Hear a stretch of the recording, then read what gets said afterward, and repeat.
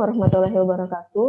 Kita lanjut ke pertemuan 11, mata kuliah Sistem Informasi Manajemen, masih tentang e-governance. Kita lanjut dari pertemuan yang minggu kemarin. Nah, di minggu ini kita akan membahas tentang kelemahan e-governance bagi rakyat. Yang pertama, semakin bebasnya masyarakat mengakses situs pemerintahan akan membuka peluang terjadinya cybercrime atau kejahatan di dunia maya yang dapat merusak sistem informasi pada e-governance sendiri. Misalnya kayak kasus pembobolan situs KPU ketika penyelenggaraan pemilu oleh seorang hacker. Jadi terdapat beberapa kelemahan yang sebisa mungkin tetap pasti bisa kita atasi ya. Kayak cybercrime memang nggak bisa dihindari lagi. Jadi bagaimana caranya juga e-governance diterapkan harus dengan juga perlindungan dari kejahatan-kejahatan yang ada di dalam dunia maya.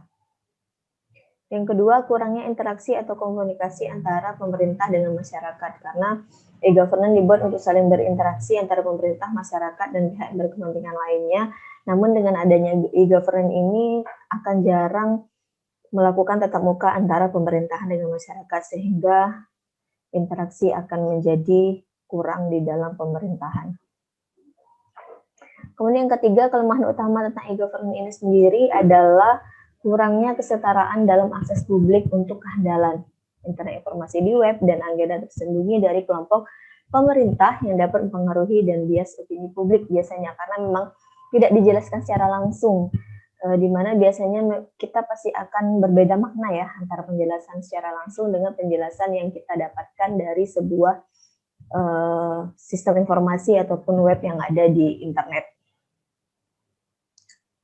Yang keempat, pelayanan yang diberikan situs pemerintah belum ditunjang oleh sistem manajemen dan proses kerja yang efektif, karena kesiapan peraturan, prosedur, dan keterbatasan SDM itu sendiri sangat membatasi penetrasi komputerisasi dalam sistem pemerintahan itu sendiri. Yang kelima, inisiatif merupakan upaya instansi secara sendiri-sendiri. Dengan demikian, sejumlah faktor seperti standarisasi, keamanan informasi, autentifikasi, dan berbagai aplikasi dasar yang memungkinkan interoperabilitas antar situs secara andal, aman, dan terpercaya kurang mendapat perhatian.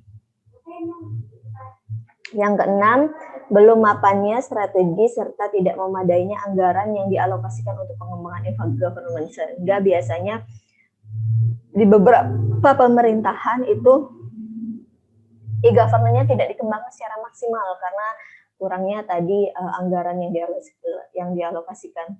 Yang ketujuh, kesenjangan kemampuan masyarakat untuk mengakses jaringan internet, karena tidak semua kalangan masyarakat bisa mengakses internet dengan mudah ya, apalagi di daerah-daerah pelosok, sehingga informasi juga sulit disampaikan atau tersampaikan ke dalam desa-desa yang ada di pelosok yang tidak terjangkau dengan jaringan internet. Nah, ini framework dari e-governance function. Bisa dilihat di sini ada beberapa subfungsi, pelayanan, kemudian ada administrasi, manajemen, kemudian legislasi, ada pembangunan, ada keuangan dan kepegawaiannya. Semua bidang-bidang ini akan saling berintegrasi di dalam pemerintahan itu sendiri. Kependudukan, adanya surat elektronik, dan lain-lain. Kemudian ada juga e-governance solution map, di mana di beberapa dinas biasanya akan menerapkan sistem informasi yang berguna untuk di setiap lembaga dalam dinas tersebut juga. Kemudian, nah ini contoh dari proyeksi e-governance masa depan, kondisi di masa mendatang seperti yang ada di sebelah kanan, dilihat dari kondisi saat ini yang ada di dalam pemerintahan yang ada di saat ini. Nah, hambatan implementasi e-governance. Satu, kultur yang belum ada. Itu merupakan hambatan dari implementasi e-governance. Kemudian kultur dokumentasi belum lazim juga. Kemudian langkahnya SDM yang handal. Lalu infrastruktur yang belum memadai, tempat akses yang terbatas, serta anggaran yang terbatas. Ini juga keenam faktor ini akan menjadi penghambat dalam implementasi e-governance. Kemudian dapat beberapa elemen dalam e-governance. Yang pertama, sumber daya manusia yang terdiri dari masyarakat, aparat pemerintah, pimpinan, dan operator. Kemudian ada software yang terdiri dari sistem informasi, perangkat lunak serbaguna, serta perangkat lunak aplikasi khusus, pengembangan khusus dari pengembangan dadakan. Nah, di akhir pertemuan ke-11 ini akan ada tugas. Yang pertama itu jelaskan mengapa e-government diperlukan di dalam pemerintahan, khususnya di Indonesia ya. Silakan kalian lakukan analisis. Kemudian sebut dan jelaskan perangkat administrasi negara yang menjadi penunjang pelaksanaan e-governance. Lalu jelaskan aplikasi e-governance dalam sistem pelayanan terpadu serta asas yang dipakai dalam pengembangan e-governance itu. Silakan nanti dilakukan analisis dan dikumpulkan di classroom.